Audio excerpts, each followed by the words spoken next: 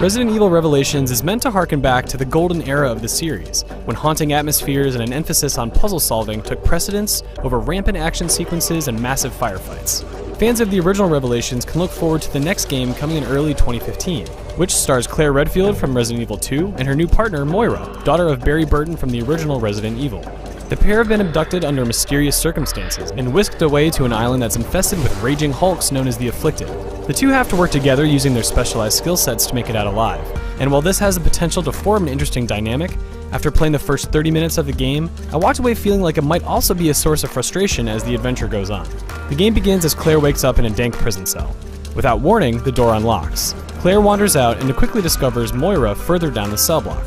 Both of them are sporting a mysterious bracelet that changes color based on their level of fear, and while we were told that this will play an important role throughout the game, we still don't know exactly how.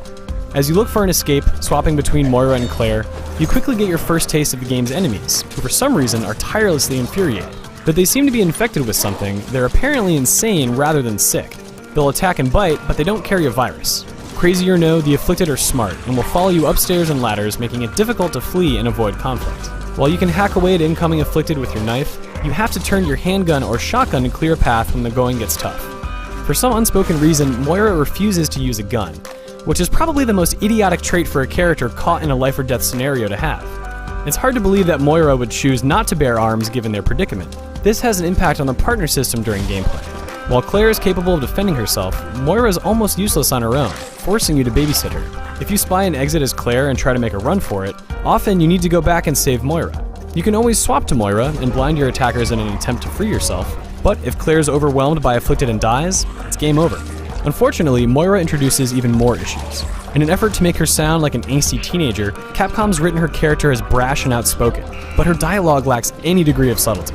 There's one line in particular that stands out, when Moira exclaims, "What in the cock did I just see?" What in the cock did I just see? And to make matters worse, Capcom went out of its way to emphasize that one word in particular, capitalizing every letter to make sure you don't interpret Moira as anything but immature and abrasive.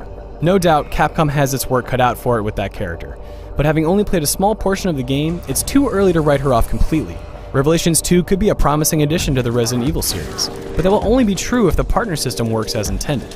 It's a major component, and if Capcom wants to maintain their commitment to providing an old-school Resident Evil experience, it needs to find a way to make the player feel like a leader rather than a babysitter.